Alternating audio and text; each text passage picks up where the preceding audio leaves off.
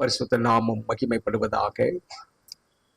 கர்த்தராகிய இயேசு கிறிஸ்துவின் வல்லமுள்ள நாமத்திலே உங்களை அன்போடு வாழ்த்தி வரவேற்கிறேன். இந்த ஜூன் மாதம் 2வது பரிசுத்தமான ஓய்வு நாளிலே கர்த்தருடைய பிரதான கிருபையினாலே அவரை ஆராதிக்கும்படியாக, கர்த்தருடைய வார்த்தைகளை கேட்கும்படியாக காத்திருக்கிற ஒவ்வொரு பிள்ளைகளுக்காக நான் ஆண்டவரை ஸ்தோத்திரிக்கிறேன். ஒரு அன்னகர் ஒருவர் ஒரு பெரிய திருமணம் ஒன்று நடந்து கொண்டிருந்தது. அந்த திருமணத்திலே நல்ல ஆகாரம் கொடுக்கப்படும். ஆகவே இந்த அன்னகர் நினைத்தார், இந்த பிச்சைக்காரன் நினைத்தான், அந்த திருமணத்திலே சென்று நல்ல ஒரு உணவு நமக்கு கிடைக்கும் என்று ஆவலோடு வாஞ்சையோடு அந்த திருமணத்துக்குள்ளே பிரவேசித்தான்.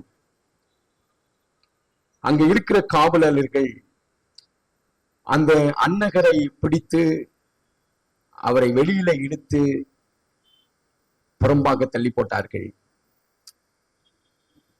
அவன் அன்னகர் என்பதை, அவன் பிச்சைக்காரன் என்பதை அவனுடைய வஸ்திரமும் அவனுடைய தோற்றமும் மிக தெளிவாக காண்பித்தபடியினாலே அவரை அந்த திருமணத்திலிருந்து அப்புறப்படுத்தி வெளியில தள்ளி புறம்பாக்கி போட்டார்கள். இந்த அன்னகருக்கு மிகவும் வேதனை. எப்படியாகிலும் அந்த திருமணத்தில் ஒரு நல்ல ஆகாரம் கிடைக்கும் என்று நினைத்த அந்த அன்னகருக்கு ஏமாற்றமே இருந்தது. அவன் நினைத்தான், நாம் நம்முடைய வஸ்திரம் கிழிந்து மிக அருவருப்பாக இருக்கிறதுனாலும், நம்முடைய தோற்றம் வித்தியாசமாக இருப்பதினாலே நம்மை இந்த திருமணத்தில் ஏற்றுக்கொள்ளவில்லை, உள்ளே அவர்கள் அனுமதிக்கவில்லை என்பதை அறிந்து அவன் ஒரு நல்ல வஸ்திரத்தை இரவலாக வாங்கி தன்னை அலங்கரித்துக் கொண்டு எப்படியாவது இந்த திருமணத்திலே உள்ளே பிரவேசித்து நல்ல ஒரு அறுசுவை உண வேண்டும் என்று ஆவலோடு திரும்ப வந்தான். இப்பொழுது 2வது முறையாக இந்த அன்னகர், இந்த பிச்சைக்காரன் அந்த கல்யாணத்திற்கு உள்ளே வரும்போது அங்கு இருந்தவர் எல்லாரும் அவனை பார்த்து வரவேற்று உள்ளே அழைத்து கொண்டு போனார்கள். உனக்கு மிகவும் ஆச்சரியமாக இருந்தது. அவன் உள்ளே சென்று எல்லாரும் பார்க்கக்கூடிய அளவிலே அவன் அந்த திருமணத்தின் பந்தியிலே அமர்ந்து அவனுக்கு பரிமாறப்பட்ட அந்த ஆகாரத்தை அவன் சாப்பிடும் போது எல்லாரும் பார்த்து கொண்டிருக்கும் போது அவன் செய்த காரியம் எல்லாருக்கும் ரொம்ப ஆச்சரியமாக இருந்தது. அவன் என்ன செய்தான் என்றால், அவன் ஒரு வாய் ஆகாரத்தை, ஒரு கை ஆகாரத்தை எடுத்து அவன் வாயில வைப்பதும், 2வது முறை அவன் ஆகாரத்தை எடுத்து அவன் போட்டிருந்த வஸ்திரத்திலே அவன் பூசிக்கொண்டான். அங்க இருந்தவர் எல்லாரும் ஆச்சரியமாக பார்த்து கொண்டிருந்தார்கள். ஒரு வாய் அவன் சாப்பிடுகிறான், ஒரு கை அவன் சாப்பிடுகிறான், ஒரு கை ஆகாரத்தை அவன் வஸ்திரத்திலே தடவி கொண்டே இருக்கிறான். பாக்கெட்ல தடவுகிறான், மேல தடவுகிறான், பூசிக்கொண்டே இருக்கிறான். அங்க இருந்தவர்கள் அவனை பார்த்து கேட்டார்கள், ஏன் இதை செய்து கொண்டிருக்கிறாய்? உனக்கு கொடுக்கப்பட்ட ஆகாரத்தை நீ சாப்பிட வேண்டியதான, ஏன் உன்னுடைய வஸ்திரத்திலே அதை நீ பூசிக்கொண்டிருக்கிறாய்? அப்பொழுது அந்த அன்னகர் சொன்னான், நான் முதலாவது இந்த திருமணத்துக்குள் வரும்போது என்னை அப்புறப்படுத்தி விட்டார்கள், என்னை தள்ளி வெளியிலே அனுப்பிவிட்டார்கள். காரணம், நான் ஒரு அழுக்கு வஸ்திரம் போட்டிருந்ததினாலே, என் வஸ்திரம் சரியாக இல்லாததினாலே, கிழிந்திருந்ததினாலே என்னை அவர்கள் துரத்தி விட்டார்கள். இப்பொழுது நான் ஒரு நல்ல வஸ்திரம் போட்டிருக்கிறதுனால தானே எனக்கு இந்த ஆகாரம் கிடைத்தது. ஆகினாலே இது எனக்கு கிடைத்த ஆகாரம் என்று நான் நினைக்கவில்லை. நான் போட்டிருக்கிற என் வஸ்திரத்துக்காகத்தான் இந்த ஆகாரம் கொடுக்கப்பட்டது என்பதை நான் அறிந்ததினாலே நான் இந்த ஆகாரத்தை எடுத்து, இந்த வஸ்திரத்தினால் தானே இந்த ஆகாரம் எனக்கு கிடைத்தது. ஆகினாலே இந்த ஆகாரத்தை என்னுடைய வஸ்திரத்தை நான் பூசிக்கொள்கிறேன் என்று சொன்னார். எல்லாருக்கும் வியப்பாகவும் ஆச்சரியமாகவும் இருந்தது. எனக்கு அன்பான தேவனுடைய பிள்ளைகளே, அந்த அன்னகருக்கு நடந்த நிலை நமக்கு நன்றாக தெரிகிறது. ஆண்டவராகிய தேவன் நமக்கு ஒரு இடத்தை ஆயத்தம் பண்ணி கொண்டிருக்கிறார். நம்ம போட்டிருக்கிற வஸ்திரத்துக்கு அல்ல, நமக்கு ஆண்டவர் ஒரு இடத்தை ஆயத்த பண்ணி கொண்டிருக்கிறார். எனக்கு அன்பான தேவனுடைய பிள்ளைகளே, அவரிடத்தில் நமக்கு இடம் இருக்கிறது. அவரிடத்தில் நமக்கு ஒரு இடம் இருக்கிறது. நாம் எப்படிப்பட்டவர்களாக இருந்தாலும், நாம் எப்படிப்பட்ட சூழ்நிலை இருந்தாலும், நம் ஆண்டவரிடத்தில் வரும்போது எனக்கு அன்பானவர்களே, அவர் நமக்கு ஒரு இடத்தை வைத்திருக்கிறார். அதற்காக நான் ஆண்டவரை ஸ்தோத்திரிக்கிறேன். எபிரேயர் 11வது அதிகாரம் மிக அற்புதமான ஒரு அதிகாரம், விசுவாசத்தினுடைய அதிகாரமாக இருக்கிறது. அந்த எபிரேயர் 11வது அதிகாரத்திலே 6வது வசனத்தை நாம் வாசிக்க வேண்டும். விசுவாசம் இல்லாமல் தேவனுக்கு பிரியமாக இருப்பது கூடாத காரியம். ஏன் என்றால், தேவனிடத்தில் சேருகிறவன் அவர் உண்டென்றும் அவரை தேடுகிறவர்களுக்கு பலன் அளிக்கிறார். யாரெல்லாம் அவரை தேடுகிறார்களோ அவர்களுக்கு பலன் உண்டு. என்ன பலன் வைத்திருக்கிறார்? நமக்கு முன்பாக ஒரு பெரிய ஆசீர்வாதத்தை கர்த்தர் வைத்திருக்கிறார். ஒரு பெரிய பலன் நமக்கு இருக்கிறது. அதுதான் அவர் நமக்காக ஆயத்த பண்ணி கொண்டிருக்கிற அந்த ஆச்சரியமான ஸ்தலம். அவர் நமக்காக ஒரு ஸ்தலத்தை ஆயத்த பண்ணி கொண்டிருக்கிறார். ஆகவே எனக்கு அன்பான தேவனுடைய பிள்ளைகளே, நம்முடைய வாழ்க்கையில நமக்கு என்ன பிரச்சனைகள் இருந்தாலும், என்ன கஷ்டங்கள் நம்மை சூழ்ந்து கொண்டிருந்தாலும், என்ன விதமான ஒரு காரியம் நம்மை நெருக்கி கொண்டிருந்தாலும், நமக்கு முன்பாக இருக்கிற அந்த ஆசீர்வாதத்தை நாம் எண்ணி நம்முடைய ஓட்டத்தை நாம் பொறுமையோடு கூட ஓட வேண்டும். நமக்கு முன்னோர்கள் அப்படித்தான் அவர்கள் ஓடி இருக்கிறார்கள். எபிரேயர் 12வது அதிகாரம், இதற்கு அடுத்த அதிகாரத்திலே 12வது அதிகாரத்திலே இந்த விசுவாசத்து ஓட்டம் ஓடின எல்லாருடைய பட்டியலையும் ஆண்டவர் சொல்லிவிட்டு 12வது அதிகாரத்திலே இப்படிப்பட்டவர்கள் எல்லாரும் அவர்கள் எதை நோக்கி ஓடினார்கள், எதற்காக காத்திருந்தார்கள், எதை அவர்களுக்கு நோக்கமாக இருந்தது என்பதை குறித்து பரிசுத்த பவுலார் எபிரேயர் 12வது அதிகாரம் 1-2 வசனங்கள் எல்லாம் வாசிக்கிறோம். ஆகையால் இத்தனை திரளான சாட்சிகள் நம்மை சூழ்ந்து கொண்டிருக்க, இத்தனை திரளான சாட்சிகள், விசுவாசம் உள்ள சாட்சிகள் நம்மை சூழ்ந்து கொண்டிருக்க, பாரமான பாவத்தையும் தள்ளிவிட்டு, நம்மை சுற்றி நெருக்கிக் கொண்டிருக்கிற பாவத்தையும் தள்ளிவிட்டு, விசுவாசத்தை துவக்குகிறவரும் முடிக்கிறவருமாய் இருக்கிற இயேசுவை நோக்கி நமக்கு நியமித்திருக்கிற ஓட்டத்தில் பொறுமையோடு ஓடக்கடவோம். நமக்காக நியமித்திருக்கிற ஓட்டத்தை பொறுமையோடு ஓடக்கடவோம். ஏன் என்றால் 2வது வசனம் சொல்லுகிறது, அவர் தமக்கு முன் வைத்திருந்த சந்தோஷத்தின் பொருட்டு, நமக்கு முன்பாக இருக்கிற அந்த மிகப்பெரிய சந்தோஷம், நம்ம மிகப்பெரிய ஆச்சரியமான ஆசீர்வாதத்தை தேவன் நமக்கு முன்பாக வைத்திருக்கிறார். அவர் நமக்காக ஒரு இடத்தை ஆயத்தம் பண்ணி கொண்டிருக்கிறார். அதை நாம் நினைத்து, அதை தமக்கு முன் வைத்து நாம் என்ன செய்ய வேண்டும் என்று சொன்னால், நம்முடைய அவமானத்தை எண்ணாமல் நமக்கு வருகிற பாடுகளை நாம் சகித்துக் கொண்டு அவருடைய வலது பாசத்திலே நாம் இருக்க போகிறோம் என்கிற அந்த நம்பிக்கை, விசுவாசம் நமக்கு இருக்க வேண்டும். எனக்கு அன்பான தேவனுடைய பிள்ளைகளே, அதைத்தான் யோவான் 14:3 சொல்லுகிறார், நான் போய் உங்களுக்காக ஒரு ஸ்தலத்தை ஆயத்தம் பண்ண பின்பு நான் இருக்கிற இடத்துல நீங்கள் இருக்கும்படி நான் மறுபடியும் வந்து உங்களை என்னிடத்தில் சேர்த்துக் கொள்வேன். எனக்கு அன்பான தேவனுடைய பிள்ளைகளே, இந்த ஒரு பாக்கியமான ஆசீர்வாதத்திற்காகத்தான் நாம் காத்து கொண்டிருக்கிறோம். எனக்கு அன்பானவர்களே, நம்முடைய குடியிருப்பு பரலோகத்திலே இருக்க போகிறது. நம்முடைய குடியிருப்பு அங்கே இருக்கிறது. நம்முடைய ஆண்டவர் அங்கே இருக்கிறார். நம்முடைய எதிர்பார்ப்பு அங்கே இருக்கிறது. நமக்கு ஒரு இடம் அங்கே இருக்கிறது, ஆயத்தம் பண்ணப்பட்டிருக்கிறது என்பதற்காக நான் ஆண்டவரை ஸ்தோத்திரிக்கிறேன். அதை அடைவதற்கு நாம் இந்த நாளிலே பழைய ஏற்பாட்டில் இருந்து ஒரு ஆச்சரியமான சத்தியத்தை, எலிசா செய்த அற்புதத்தின் மூலமாக நாம் இன்னும் ஆழமாக நாம் அதை கற்றுக்கொள்ளும்படியா இருக்கிறோம். ஒரு ஸ்தலம் ஆயத்தமாக்கப்பட்டு கொண்டிருக்கிறது. அந்த ஸ்தலத்தில் நாம் பிரவேசிக்க வேண்டுமானால் ஆண்டவராகிய தேவன் நமக்கு பழைய ஏற்பாட்டிலே எலிசாவின் அற்புதத்தின் மூலமாக நமக்கு மிக ஆச்சரியமான காரியத்தை இன்றைக்கு நமக்கு சொல்லிக் கொடுக்கும்படியா இருக்கிறார். நாம் அதை பரிசுத்த வேதத்திலே நாம் வாசிக்க போகிறோம், தியானிக்க போகிறோம். முதலாவதாக 2 ராஜாக்கள் 6வது அதிகாரத்தை நாம் திருப்பிக் கொள்வோம். எலிசா எலிசாவின் காலத்திலே என்ன நடந்தது என்பதை எலிசா எனக்கு அன்பானவர்களே ஆண்டவராய் இயேசு கிறிஸ்துவுக்கு அடையாளமாக பழைய ஏற்பாட்டில இருக்கிறார். அந்த எலிசாவை குறித்து நாம் தியானிக்கும் போது அந்த எலிசா செய்த ஒரு அற்புதத்தை நாம் இன்றைக்கு இந்த காலவேளையில நாம் சிந்திக்கும்படியாக இருக்கிறோம். 2 ராஜாக்கள் 6வது அதிகாரத்திலே அந்த எலிசாவினுடைய அந்த தீர்க்க தரிசன பள்ளியிலே அவர்கள் ஒரு இடத்தை ஆயத்தப்படுத்த வேண்டும் என்பதற்காக அவர்கள் என்ன செய்தார்கள்? அவர்களுக்கு ஒரு இடம் ஆயத்தமாக வேண்டும். அவர்கள் தங்களுக்கு ஒரு இடத்தை ஆயத்தப்படுத்துவதற்காக அவர்கள் என்னவெல்லாம் செய்தார்கள் என்பதை குறித்து நாம் இந்த நாளிலே சிந்தித்து அதில் இருக்கிற மிக அற்புதமான சத்தியத்தை நாம் தியானிக்கும்படியாக இருக்கிறோம். தூய ஆவியானவர் நமக்கு உதவி செய்வாராக. 2 ராஜாக்கள் 6வது அதிகாரம் 1வது வசனத்தை நாம் வாசிப்போம். தீர்க்கதரிசிகளின் புத்திரர் எலிசாவை நோக்கி இதோ நாங்கள் உம்முடன்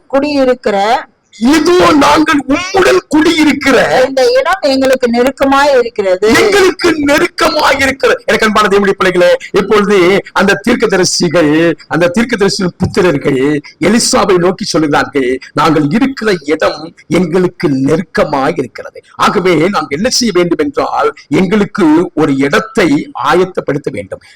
எனக்கு அன்பான தேவனுடைய பிள்ளைகளே, அதை எலிசாவிடத்திலே கேட்கிறார்கள். எனக்கு அன்பான எலிசா இயேசுவுக்கு அடையாளமாக இருக்கிறபடினாலே இந்த தீர்க்கதரிசியின் புத்திரர்கள், இந்த தீர்க்கதரிசியின் பிள்ளைகள் என்ன செய்கிறார்கள்?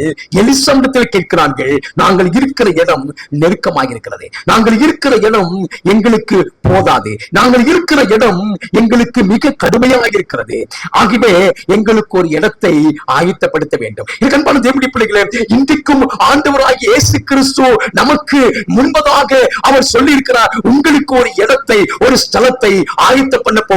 அவருக்கு தெரியும் நாம் இருக்கிற இந்த இடம் நெருக்கமான இடம், நாம் இருக்கிற இடம் உபத்திரமான இடம், நாம் இருக்கிற இடம் சோதனை நிறைந்த இடம், நாம் இருக்கிற இடம் நமக்கு அன்பானவர்களே அது நமக்கு சரியில்லாத ஒரு இடமாக இருக்கிறது.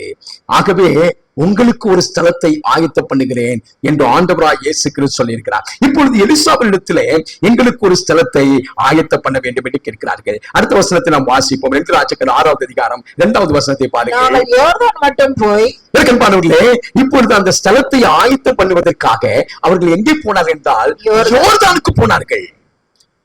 உங்கள் கண்களை திறந்து நீங்கள் வேதத்தை பார்க்க வேண்டும். ஏன் அவர்கள் யோர்தானுக்கு போக வேண்டும்? எனக்கு அன்பான தேவனுடைய பிள்ளைகளே, ஒரு ஸ்தலத்தை ஆயத்த பண்ண போகிறேன் என்று ஆண்டவராய் இயேசு கிறிஸ்து சொல்லிவிட்டு போயிருக்கிறார். அந்த ஸ்தலத்தை ஆயத்த பண்ணுகிறதுக்கு முன்பதாக அந்த ஸ்தலத்தை ஆயத்த பண்ண வேண்டுமானால் ஆண்டவருடைய பிள்ளைகள் யோர்தானுக்கு போக வேண்டும். யோர்தான் என்றால் என்ன? எனக்கு பிரியமான தேவனுடைய பிள்ளைகளே, இஸ்ரவேல் ஜனங்கள் எகிப்து தேசத்தை விட்டு புறப்படும் போது அவர்கள் சிவந்த சமுத்திரத்தை கடந்தார்கள். அந்த சிவந்த சமுத்திரம் எதற்கு அடையாளமாக இருக்கிறது என்று சொன்னால், அவர்கள் எல்லோரும் அந்த சிவந்த சமுத்திரத்தின் வழியாக அவர்கள் கடந்து போன போது அவர்கள் அந்த சிவந்த சமுத்திரத்திலே அந்த 6 புருஷர்கள் மட்டும் 6 லட்சம் பேர், அவ்வளவு பேரும் 6 லட்சம் பேரும் அந்த சமுத்திரத்தின் வழியாக அவர்கள் ஞானஸ்தானம் எடுத்தார்கள் என்று பரிசுத்த வேதம் சொல்லுகிறது. ஆனால் அவர்கள் கானான் தேசத்துக்குள் அடியெடுத்து வைக்கிறதுக்கு முன்பதாக அவர்கள் யோர்தானை கடந்து போனார்கள். ஆரம்பத்திலே சிவந்த சமுத்திரத்தை கடந்து போனார்கள். அது ஞானஸ்தானத்துக்கு அடையாளமாக இருக்கிறது. கடைசியாக அவர்கள் கானானுக்குள் பிரவேசிப்பதற்கு முன்பதாக அவர்கள் கரை புரண்டு ஓடிக்கொண்டிருக்கிற அந்த யோர்தானை கடந்துதான் அவர்கள் கானான் தேசத்தை சுதந்திரித்துக் கொண்டார்கள். அப்படியானால் யோர்தான் எதற்கு அடையாளமாக இருக்கிறது? யோர்தான் நாம் ஒவ்வொருவரும் நியாயம் தீர்க்கப்பட்டு கானானுக்குள் போக வேண்டும் என்பதற்கு அடையாளமாக இருக்கிறது. எப்படி எனக்கு அன்பான சிவந்த சமுத்திரம் ஞானஸ்தானத்திற்கு அடையாளமாக இருக்கிறதோ அது போல யோர்தான் எதற்கு அடையாளமாக இருக்கிறது என்று சொன்னார், எல்லா இஸ்ரவேலரும் அந்த யோர்தானை கடந்துதான் அவர்கள் கானான் தேசத்திலே அடியெடுத்து வைத்தார்கள். நாம் பரம கானானுக்கு போக வேண்டுமானால் நமக்காக ஒரு ஸ்தலத்தை ஆண்டவர் ஆயத்தம் பண்ணுகிறாரே, அந்த ஸ்தலத்தை நாம் பிரவேசிக்க வேண்டுமானால் நாம் யோர்தானை கடந்து போக வேண்டும். யோர்தான் என்றால் நியாய தீர்ப்பை குறிக்கிறது. நம்ம எல்லாரும் நியாய தீர்க்கப்பட்டுதான் பரம கானானை சுதந்தரிக்க வேண்டும். ஆகவே அவர்கள் என்ன செய்தார்கள், ஒரு ஸ்தலத்தை ஆயத்தம் பண்ணுவதற்காக அவர்கள் யோர்தான் மட்டும் போனார்கள். எனக்கு எலியா தீர்க்கதரிசி அவர் பரத்துக்கு எடுத்துக் கொள்ளப்படுவதற்கு முன்பதாக அவரும் யோர்தானை கடந்துதான் உயிரோடு கூட பரத்துக்கு எடுத்துக் கொள்ளப்பட்டார். அப்படியானால் எனக்கு அன்பான தேவனுடைய பிள்ளைகளே, நீங்கள் நன்றாக கவனிக்க வேண்டும். யோர்தானை கடக்காமல் நாம் பரம் போக முடியாது. அப்படியானால் அந்த யோர்தான் எதை குறிக்கிறது என்று சொன்னால், இந்த உலகத்தில் இருக்கிற எல்லா மனுஷரும் என்ன செய்யப்பட வேண்டும், நியாயம் தீர்க்கப்பட வேண்டும். ஒவ்வொரு மனுஷனும் நியாயம் தீர்க்கப்பட்டதுக்கு பிற்பாடுதான் அவர் அவருடைய அந்த இடத்தை, அவர் நமக்காக ஆயத்தம் பண்ணிருக்கிற இடத்தை சுதந்திரித்துக் கொள்வார். ஆகினால்தான் வேதம் சொல்லுகிறது, நாங்கள் யோர்தான் மட்டும் போய் அவ்விடத்தில் ஒவ்வொருவரும் ஒவ்வொரு உத்திரத்தை வெட்டி குடியிருக்க அங்கே எங்களுக்கு ஒரு இடத்தை உண்டாக்குவோம். அங்கே எங்களுக்கு ஒரு இடத்தை உண்டுவா. யோர்தானுக்கு போய் யோர்தானுக்கு பக்கத்திலே அங்கே மரங்கள் இருக்கிறது. அந்த மரத்தை வெட்டி குடியிருக்கிறதுக்கு ஏற்ற ஒரு இடத்தை உண்டாக்குவோம். எனக்கு அன்பானவர்களே, அவங்க எல்லாரும் அதற்கு அவன் போங்கள் என்றான். எலிசா தீர்க்க சொன்னா, நீங்க போங்க, ஆயத்தம் பண்ணுங்கள்.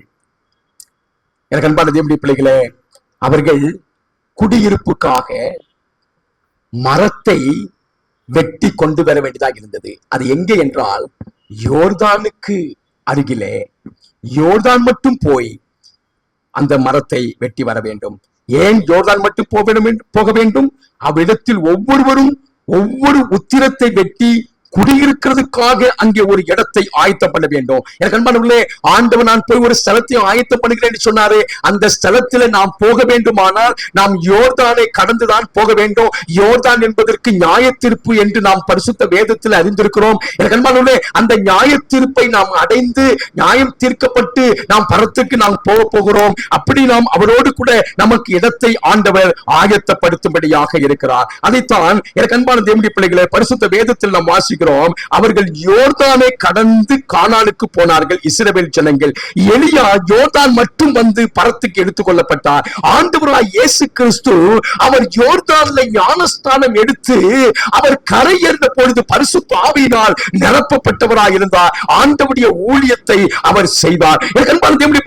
ஆகவே யோர்தான் எல்லாருடைய வாழ்க்கைக்கும் மிகவும் அடிப்படையான காரியமா இருக்கிறது. அந்த யோர்தானை கடந்துதான் நாம் போக வேண்டியது அவசியமாயிருக்கு. எபிரேயர் 11வது அதிகாரம் 40வது வசனத்தை நாம் வாசிக்க வேண்டும். அவர்கள் நம்மை அல்லாமல் பூரணர் ஆகாதபடிக்கு விசேஷித்த நன்மையானது ஒன்றை தேவன் நமக்கென்று முன்னதாக நியமித்திருந்தார். தேவனுடைய பிள்ளைகளே, நாம் நியாயத்தீர்க்கப்படும் போதுதான் நமக்கு முன்பாக மரித்தவர்கள் எல்லாரும் பரலோகத்தை அடைவார்கள். அந்த பரம கானானை அடைவார்கள். நம்மை அல்லாமல் அவர்கள் ஒருவரும் அந்த ஸ்தலத்தை ஆண்டவர் ஆயத்தப்படுத்துகிற ஸ்தலத்தை அடைய மாட்டார்கள். அப்படியானால் இந்த பூமியில் இருக்கிற கடைசி மனுஷன் அவன் நியாயத்தீர்க்கப்படும் வரைக்கும் எனக்கு அன்பானவர்களே, நமக்கு முன்பாக இருக்கிற பரிசுத்தவான்கள், நித்திரையாக இருக்கிற அடக்கம் பண்ணப்பட்டிருக்கிற அந்த பரம கானானை காத்து கொண்டிருந்த அவ்வளவு பேரும் நமக்காக அவர்கள் ஆவலோடு காத்து கொண்டிருக்கிறார்கள். நம்மை கொண்டுதான் ஆண்டவர் அவர்களை பரலோகத்திற்கு எடுத்து செல்லும்படியாக இருக்கிறார். பிரசங்கி 12வது அதிகாரத்திலே காரியத்தின் கடை தொகையை பரிசுத்த வேதம் சொல்லுகிறது. என்னவென்று நாம் வாசிப்போம். பிரசங்கி 12வது அதிகாரம் 13. காரியத்தின் கடை தொகையை கேட்போமாக தேவனுக்கு பயந்து அவர் கற்பனைகளை கைக்கொள். அவர் கற்பனைகளை கைக்கொள். எல்லா மனுஷர் மேல விழுந்த கடமை, எல்லா மனுஷர் மேல விழுந்த கடமை. ஏன் அவருடைய கற்பனை கை கொள்ளணும் தெரியுமா? நாம் யோர்தானை கடந்து போக வேண்டும். நாம் நியாயம் தீர்க்கப்பட்டுதான் ஆண்டவருடைய ஸ்தலத்தை நாம் அடைய முடியும். நியாயம் தீர்க்கப்பட வேண்டுமானால் அதை அவர் எதை வைத்து நம்மை நியாயம் தீர்க்க போகிறார் என்றால், அவர் இந்த 10 கற்பனைகளை வைத்துதான் அவர் நியாயம் தீர்க்க போகிறார்.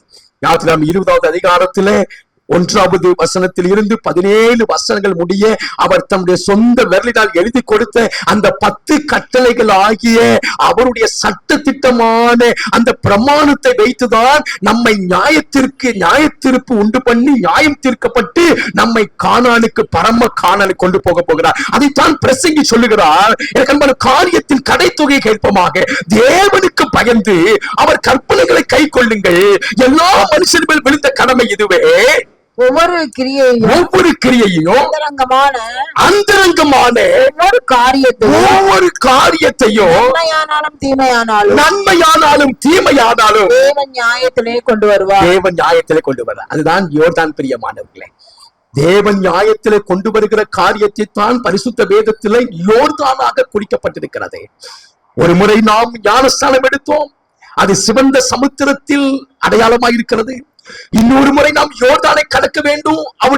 அவர் நமக்காக ஆயத்தப்பட்டிருக்கிற ஸ்தலத்தை பிரவேசிக்க வேண்டுமானால் அந்த யோர்தான் தேவனுடைய நியாய தீர்ப்பை குறிக்கிறது. ஆகவே எனக்கு அன்பானவர்களே, நாம் அந்த சிவந்த சமுத்திர அனுபவத்தை நாம் கடப்போமையானால் கர்த்தருடைய பிரமாணத்தை ஆண்டவருடைய சட்ட திட்டமாகிய அந்த 10 பிரமாணத்தின்படி நாம் நடக்கும் போது நாம் யோர்தானை கடக்க வேண்டும். அந்த யோர்தான் நியாய தீர்ப்பு. அந்த நியாய தீர்ப்புக்கு எனக்கு அன்பானவர்களே ஆண்டவருடைய சட்ட திட்டமாகிய அந்த 10 கட்டளை வைத்துதான் நாம் யோர்தானை கடக்க போகிறோம். ஆகவே பிரியமான தேவனுடைய பிள்ளைகளே, அந்த 10 கட்டளைகள் எவ்வளவாய் நமக்கு பிரயோஜனமாக இருக்கிறது, அதை எவ்வளவாய் நாம் கவனித்து பார்க்க வேண்டும். அந்த பிரமாணத்தை தூய ஆவியானவர் நம்முடைய உள்ளத்திலே வைத்திருக்கிறார். அந்த பிரமாணத்தின்படி நாம் நடக்கும் போதுதான் யோர்தானை கடந்து நாம் போக முடியும். ஆம் எனக்கு அன்பானவர்களே, எபிரேயர் 9வது அதிகாரம் 27வது வசனத்தை பாருங்கள். மிக அற்புதமான ஒரு வசனம். அன்றியும் ஒரே தரம் மரிப்பதும் பின்பு நியாய தீர்ப்பு அடைவதும் அதுதான் யோர்தான். பிரியமானவர்களே, நாம் யோர்தானை கடந்துதான் நாம் பரம கானானுக்கு போக முடியும். ஒரே தரம் மரிப்பதும் பின்பு நியாய தீர்ப்பு அடைவதும் மனுஷனுக்கு நியமிக்கப்பட்டிருக்கிறபடியே. மனுஷனுக்கு நியமிக்கப்பட்டிருக்கிறது. எல்லா மனுஷனுக்கும் நியமிக்கப்பட்டது என்ன தெரியுமா? மரிக்கணும், நியாய தீர்ப்பு அடையணும். 1 பேதுரு 4வது அதிகாரம் 5வது வசனத்தை பாருங்கள். 1 பேதுரு 4வது அதிகாரம் 5வது வசனம். உயிரோடு இருக்கிறவர்களுக்கும் மரித்தவர்களுக்கும் நியாய தீர்ப்பு கொடுக்க ஆயத்தமாய் இருக்கிறது. பிரியமானவர்களே, நியாய தீர்ப்பு கொடுக்க ஆயத்தமாய் இருக்கிறவருக்கு அவர்கள் கணக்கு ஒப்புவிப்பார்கள். ஆம் எனக்கு அன்பான தேவனுடைய பிள்ளைகளே, யோர்தானை கடக்காம நாம் ஒருவரும் தேவன் நமக்கு ஆயத்தப்படுத்தி இருக்கிற அந்த ஸ்தலத்தில் நாம் பிரவேசிக்க முடியாது. குறுக்கு வழியில போகவே முடியாது. யோர்தான் கரை புரண்டு ஓடிக்கொண்டிருந்தாலும் அதை கடந்துதான் நாம் போக வேண்டும். அதுதான் கர்த்தர் நமக்கு வைத்திருக்கிற நியாய தீர்ப்பு.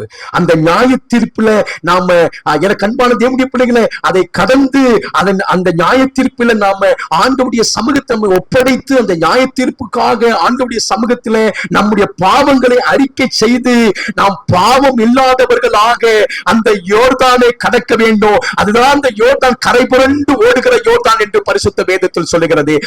அதிலே தான் அந்த யோர்தானு தான் இயேசு கிறிஸ்து ஞானஸ்தானம் எடுத்தார். அந்த யோர்தானை கடந்துதான் எலியா பரத்துக்கு எடுத்துக் கொள்ளப்பட்டார். ஒவ்வொரு மனுஷனும் அந்த நியாய தீர்ப்பு என்கிற யோர்தானை கடந்து போகாமல் இருக்கவே முடியாது. இந்த உலகத்துல எந்த மனுஷனா இருந்தாலும் சரி, எல்லா மனுஷனுக்கும் அது நியமிக்கப்பட்டிருக்கு என்பதை நாம் அறிகிறோம்.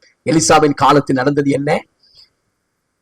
தீர்க்கதரிசியின் புத்திரர்கள் ஒரு ஸ்தலத்தை ஆயத்தம் பண்ணுவதற்காக யோர்தானுக்கு வந்தார்கள். யோர்தான்ல என்ன செய்தார்கள்? மரங்களை வெட்டினார்கள்.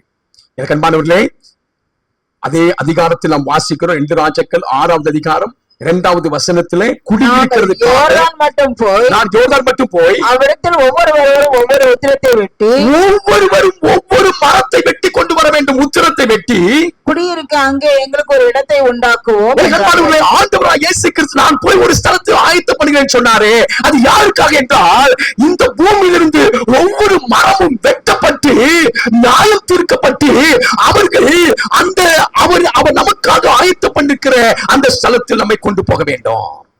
அதைத்தான் இந்த தீர்க்கதரிசன புத்திரர்களுக்கு ஆண்டவர் மிக அற்புதமாக அந்த காட்சியை காண்பிக்கிறார். அவர்கள் என்ன செய்கிறார்கள்? ஒவ்வொருவரும் ஒவ்வொரு மரத்தை வெட்டி குடியிருப்புக்காக அவர் உண்டாக்குறார்கள். எனக்கு மரம் என்றால் மனிதனை வேதாகமும் குறிக்கிறது. மனிதனைத்தான் ஆண்டவர் அவருடைய ராஜ்யத்திற்கு கொண்டு போக வேண்டும் என்று ஆயத்தமாயிருக்கிறார். எப்படி என்றால் அவர்கள் யோர்தானை கடந்துதான் போக வேண்டும். ஒவ்வொரு மனிதனும் யோர்தானை கடந்து ஒவ்வொரு மனிதனும் தேவனுடைய ராஜ்யத்திலே பிரவேசிக்க வேண்டும். நம்முடைய குடியிருப்பு பரலோகத்தில் இருக்கிறது. நம்முடைய தேவன் அங்கே இருக்கிறார். அங்கே தேவன் நமக்கு ஒரு ஸ்தலத்தை ஆயத்தம் பண்ணுகிறார். அந்த ஸ்தலத்திற்கு நாம் போக வேண்டுமானால் நாம் நியாயம் தீர்க்கப்பட்டு நாம் வெட்டப்பட்டு, எனக்கு அன்பான தேவனுடைய பிள்ளைகளே, நாம் அவருடைய ராஜ்யத்திலே கொண்டு போய் சேர்க்கப்பட போகிறோம். மரம் என்றால் எனக்கு அன்பானவர்களே இந்த உலகத்தில் இருக்கிற மனிதர்களை குறிக்கிறது. மரம் என்றால் ஒவ்வொரு மனிதனையும் குறிக்கிறது. மத்தேயு சுவிசேஷம் 7வது அதிகாரம் 18வது வசனத்தை நாம் வாசிக்கும் போது, நல்ல மரம் கெட்ட கனிகளை கொடுக்க மாட்டாது. ஆண்டவர் சொல்ற நல்ல மரம் கெட்ட கனிகளை கொடுக்க, யாரை குறித்து சொல்லுகிறார்? மனிதர்களை குறித்து சொல்லுகிறார். மனிதனுக்கு எதை அடையாளமாய் சொல்கிறார் என்றால் மரத்திற்கு அடையாளமாய் சொல்லுகிறார். அப்படின்னா மரம் என்றால் பரிசுத்த வேதத்திலே நாம் ஒவ்வொருவரும் மரங்களாக இருக்கிறோம். நம்ம நல்ல கனி கொடுக்கிற மரங்களாய் இருக்க வேண்டும். ஏனென்றால் நல்ல கனி கொடுக்கிற மரத்தை தான் ஆண்டவர் அவருடைய ஸ்தலத்திலே அவர் ஆயத்தம் பண்ணிருக்கிற அந்த ஸ்தலத்துக்கு கொண்டு போக போகிறார். நல்ல மரம் கெட்ட கனிகளை கொடுக்க மாட்டாது. கெட்ட மரம் நல்ல கனிகளை கொடுக்க மாட்டாது. கெட்ட மரம் நல்ல கனிகளை கொடுக்க மாட்டாது. நல்ல கனி கொடாத மரம் எல்லாம் வெட்டுண்டு, நல்ல கனி கொடாத மரம் எல்லாம் வெட்டுண்டு அக்கினியிலே போடப்படும். அக்கினியிலே போடப்படும். ஆதலால் அவர்களுடைய கனிகளினாலே அவர்களை அறிவீர்கள். எனக்கு அன்பான தேவனுடைய பிள்ளைகளே, மரம் வெட்டப்படுகிறது. நல்ல கனி கொடுக்காத மரம் வெட்டப்பட்டு அக்கினியிலே போடப்படுகிறது. கனி கொடுக்கிற மரத்தை ஆண்டவர் தம்மோடு கூட சேர்த்துக் கொள்ளும்படியாக இருக்கிறார். ஆகவே எனக்கு அன்பான தேவனுடைய பிள்ளைகளே, இந்த மரத்தை வெட்டுவதற்கு அந்த தீர்க்கதரிசியின் புத்திரர்கள் கோடாலியை இரவலாக வாங்கி கொண்டு போனார்கள். எனக்கு ரொம்ப ஆச்சரியம். எனக்கு அன்பான தேவனுடைய பிள்ளைகளே, நாம் இப்பொழுது எலிசாவின் காலத்தில் நடந்ததை குறித்து ஆண்டவருடைய வருகையின் போது என்ன நடக்கும் என்பதை நாம் தியானித்துக் கொண்டிருக்கிறோம். ஆண்டவருடைய வருகையின் போது நாம் நியாயம் தீர்க்கப்பட்டு நாம் வெட்டப்பட்டு அவருடைய ராஜ்யத்தில் நாம் சேர்க்கப்படுகிறோம் என்பதை நாம் தியானித்துக் கொண்டிருக்கிறோம். இப்போது மரத்தை வெட்டுவதற்கு கோடாலி அவசியமாய் இருக்கிறது. கோடாலி அவசியமாய் இருக்கிறது. கோடாலி என்றால் என்ன? அன்பான தேவனுடைய பிள்ளைகளே, அவர்கள் யோர்தானுக்கு போனார்கள். அவர்கள் ஒவ்வொருவரும் ஒவ்வொரு மரத்தை வெட்டினார்கள். அந்த மரத்தை வெட்டுவதற்கு கோடாலியை கொண்டு போனார்கள். 2 ராஜாக்கள் 6வது அதிகாரம் 5வது வசனத்தை நாம் வாசிப்போம். ஒருவன் ஒரு உத்திரத்தை வெட்டி வீழ்த்துகையில் கோடாரி தண்ணீரில் விழுந்தது. கோடாரி தண்ணீரிலே விழுந்தது. எந்த தண்ணீரிலே? யோர்தான் தண்ணீரிலே விழுந்தது. அவன் ஐயோ என் ஆண்டவனே, ஐயோ என் ஆண்டவனே, இரவலாக வாங்கப்பட்டது என்று கூவினான். அந்த கோடாரி இரவலாக வாங்கப்பட்டது. இப்பொழுது இந்த கோடாரி என்றால் என்ன? கோடாரியில 2 பொருள் இருக்கிறது. கோடாரியை நீங்கள் எல்லாரும் பார்த்திருப்பீர்கள். கையில பிடிக்கிற இடத்துல மரம் இருக்கும், அதற்கு முன்னாக ஒரு இரும்பு இருக்கும். அந்த இரும்பை தான் தீட்டி அதிலே இந்த மரத்தை வெட்டுவார்கள். ஒரு கோடாரிக்கு 2 பொருள் அம்சமாக இருக்கிறது. மரமும் இருக்கிறது, அந்த மரத்துக்கு முன்பாக இரும்பு இருக்கிறது. இப்பொழுது இந்த கோடாரியை எடுத்துக்கொண்டு மரத்தை வெட்டும் போது ஒருவன் அந்த கோடாரியானது எனக்கு அன்பானவர்களே அந்த கையிலிருந்து நழுவி தண்ணீரில் விழுந்து விட்டது. எந்த தண்ணீரில் விழுந்து விட்டது? யோர்தானிலே விழுந்து விட்டது. எனக்கு அன்பான தேவனுடைய பிள்ளைகளே, யோர்தானில் விழுந்த உடனே இந்த தீர்க்கதரிசி புத்திரர் என்ன சொன்னார் என்றால், எலிசாவிடத்தில் வந்து, ஐயா, நான் இரவலாக வாங்கின கோடாரி தண்ணீரிலே விழுந்து விட்டது. நான் என்ன செய்வேன்? இப்பொழுது அந்த கோடாரி வாங்குறவன் இடத்துல கேட்பானே, நான் எப்படி கொடுப்பேன்? எனக்கு அன்பான தேவனுடைய பிள்ளைகளே, அப்பொழுது அந்த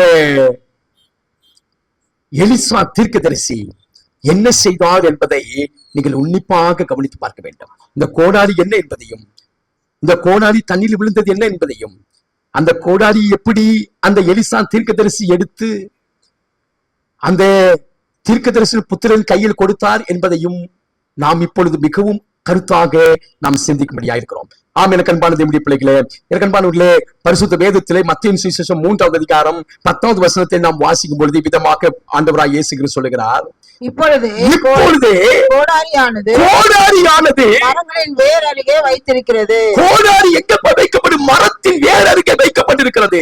ஆகையால் நல்ல கனி கொடா மரம் எல்லாம் வெட்டுண்டு அக்கினியிலே போடப்படும். நல்ல கனி கொடாத மரம் எல்லாம் வெட்டுண்டு அக்கினியிலே போடப்படும். கோடாரி ஆண்டவருடைய நியாய தீர்ப்புக்கு அவசியமா இருக்கிறது.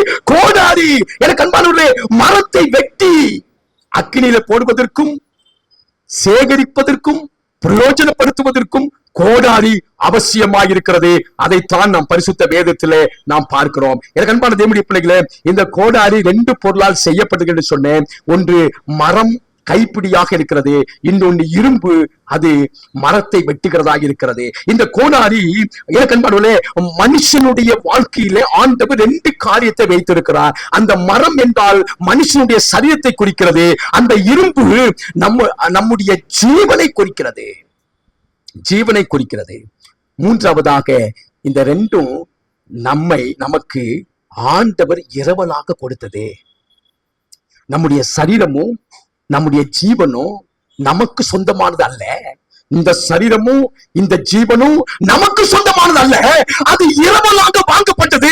எனக்கு பிரியமான தேவஜனமே, இந்த சரீரத்தையும் இந்த ஜீவனையும் ஆண்டவர் நமக்கு இரவலாக கொடுத்திருக்கிறார். அவருடைய ரத்தத்தினால நமக்கு இந்த சரீரத்தையும் இந்த ஜீவனையும் கொடுத்திருக்கிறார். அவரால் நாம் பெற்றிருக்கிறோம். ஆமென். எனக்கு அன்பான தேவனுடைய பிள்ளைகளே, அதைத்தான் இந்த கோடாரி நமக்கு சுட்டி காட்டுகிறது. இப்போ இந்த கோடாரி தவறு எங்க விழுந்தது என்றால் யோர்தான்ல விழுந்தது.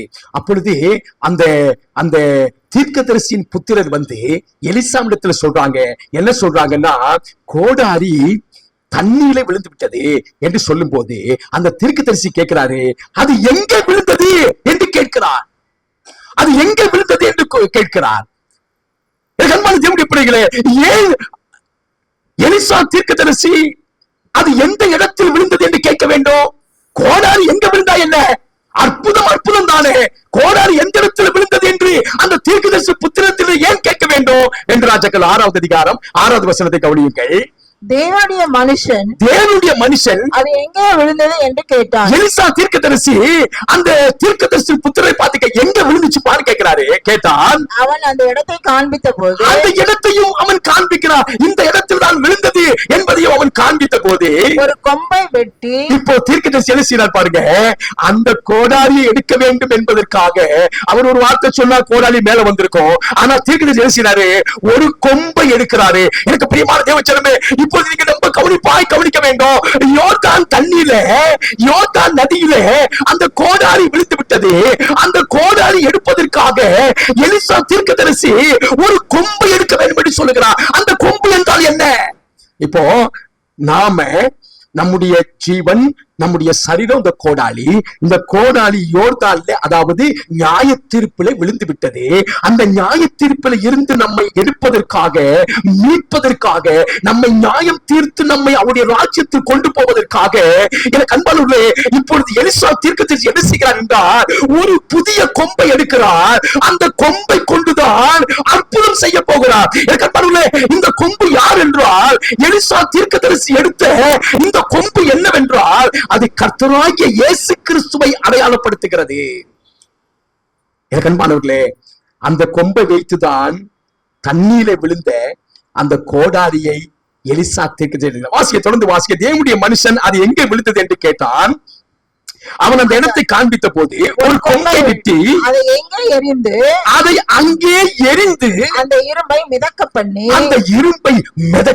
எனக்கு அன்பான தேவனுடைய பிள்ளைகளே, அவன் எந்த இடத்துல விழுந்தது என்று கேட்கிறார். அது யோர்தான் நதி. எந்த இடத்துல இயேசு கிறிஸ்து ஞானஸ்நானம் எடுத்தார், அந்த யோர்தான் நதியிலே அந்த இடத்திலே அந்த கொம்பு போடப்பட்டது. ஆண்டவராய் இயேசு கிறிஸ்து யோர்தான்ல வந்து ஞானஸ்தானம் எடுத்தது எதுக்காக? அவர் இயேசு கிறிஸ்து ஞானஸ்தானம் எடுத்தது அவர் பாவம் மன்னிக்கப்படுவதற்காக அல்ல. அவர் பாவம் செய்யவில்லை. அவர் ஏன் யோர்தான்ல இறங்கினார்? அவர் ஏன் யோர்தான்ல ஞானஸ்தானம் எடுத்தார்? என்னையும் உங்களையும் அந்த யோர்தான் இருக்கிற நியாயத்தீர்ப்பில் இருந்து நம்மை மீட்பதற்காக, நம்மை ரட்சிப்பதற்காக, நம்மை காப்பாற்றுவதற்காக, அவருடைய ராஜ்யத்தில் கொண்டு வந்து சேர்ப்பதற்காக இயேசு கிறிஸ்து என்கிற கொம்பு யோர்தானுக்குள் இறங்கினது. ஆமென். எனக்கு அருமையான கர்த்தருடைய பிள்ளைகளே, என்ன ஆச்சரியமான சத்தியத்தை பழைய ஏற்பாட்டு காலத்திலே எலிசா தீர்க்கதரிசியினுடைய அந்த அற்புதத்திலே நாம் பார்க்க முடிகிறது. அந்த கொம்பை வெட்டி அதை அங்கே எரிந்து, எங்க இருந்தா எந்த இடத்துல அந்த கோடாரி விழுந்ததோ அந்த யோர்தான் நதியில் எந்த இடமோ அந்த இடத்துல அந்த கொம்பு இறங்கினது. அதனாலதான் இயேசு கிறிஸ்து யோர்தான் நதியில வந்து ஞானஸ்தானம் எடுத்தாரு. எத்தனையோ நதி இருக்க, ஏன் யோர்தானிலே அவர் யோவான் ஸ்நானகன் ஞானஸ்தானம் எடுத்தாரு? எனக்கு பிரியமான தேவச்சனமே, நாம் எல்லோரும் இந்த நியாயத்திற்கு கடந்து போக வேண்டும். நாம் எல்லோரும் நாம் 10 கற்பனைக்கு நாம் கீழ்ப்படியாதவர்கள். நாம் எப்படியோ ஒரு கட்டளையை நாம் மீறி இருக்கிறோம், எப்படியோ நாம் பாவம் செய்திருக்கிறோம். நம்முடைய பாவத்தை மன்னித்து, நம்முடைய பாவத்தில் நம்ம மீட்டு, நம்மை அந்த யோர்தான் இருக்கிற நியாயத்தீர்ப்பிலிருந்து நம்மை காப்பாற்றுவதற்காக கர்த்தராகிய இயேசு கிறிஸ்து யோவான் ஸ்நானகன் வந்தபோது, யோவான் ஸ்நானகன் மூலமாக அந்த யோர்தான் நதியிலே ஞானம் முழுக்க எடுத்தார். கொம்பு எங்கே போடப்பட்டது? யோர்தான்ல போடப்பட்டது. யோர்தான்ல கொம்பு போடப்பட்ட பொழுது என்ன ஆனது? அந்த அந்த கோடாரி மிதந்தது. கோடாரி மிதந்தது. எனக்கு அன்பானவர்களே, கோடாரி மரித்து இருந்தது, தண்ணிக்குள்ள இருந்தது. எப்போது அந்த கோடாரி மிதந்தது என்று சொன்னா அந்த கொம்பாகிய இயேசு கிறிஸ்து, அதைத்தான் நாம் வேதத்துல வாசிக்கிறோம். எனக்கு அன்பானவர்களே, ஏசாயா 11வது அதிகாரத்திலே 1வது வசனத்தை நாம் வாசிக்க வேண்டும்.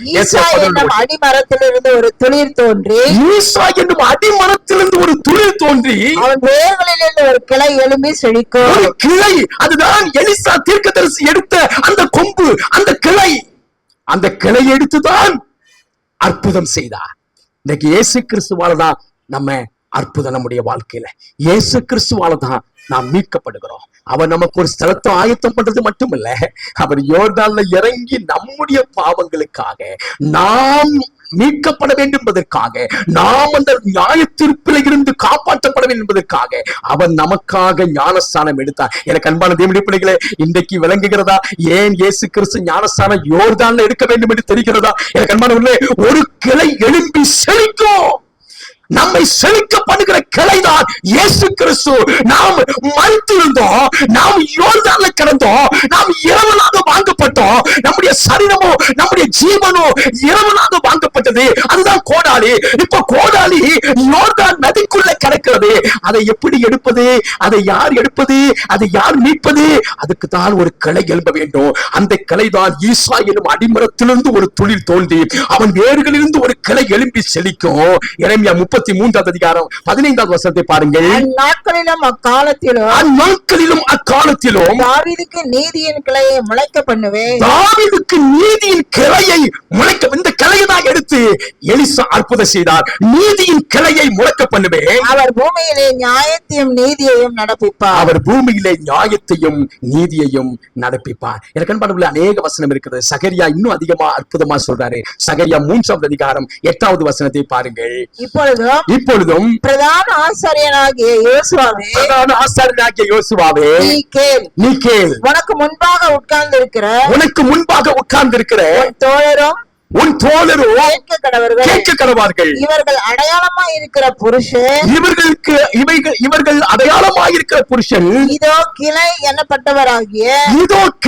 எனப்பட்டவராகிய தாசனை நான் வர பண்ணுவேன். என் தாசனை வர பண்ணுவேன். கிளை என்பது இயேசு கிறிஸ்து. பிரியமானவர்களே, இந்த கிளையை கொண்டுதான் அற்புதம் நடந்தது. இந்த கிளைதான் அந்த கோடாரியை மீட்டது. இந்த கிளைதான் நம்முடைய சரீரத்தையும் நம்முடைய ஜீவனையும் மீட்டு கொடுக்க போகிறது.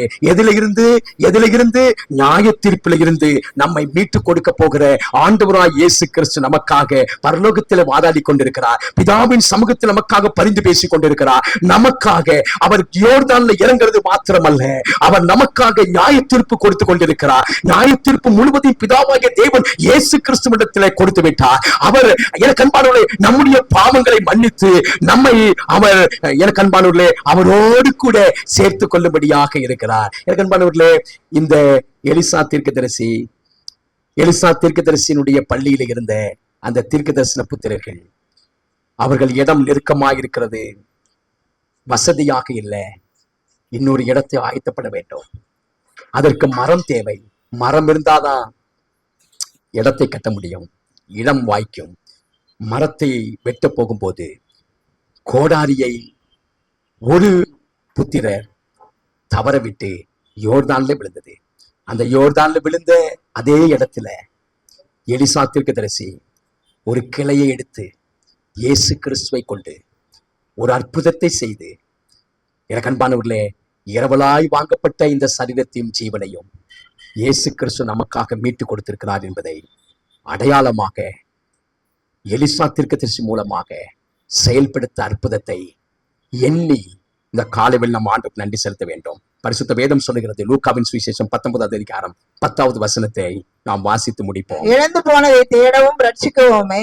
இழந்து போன அந்த கோடாரி, இழந்து போன இந்த சரீரத்தையும் இந்த ஜீவனையும் ரட்சிக்கவும் தேடவுமே மனுஷகுமாரன் வந்திருக்கிறார் என்றார். மனுஷகுமாரன் வந்திருக்கிறார். ஆம், எனக்கு அன்பான தேவனுடைய பிள்ளைகளே, நாம் யோர்தான்ல நாம் இழந்து போனவர்கள்.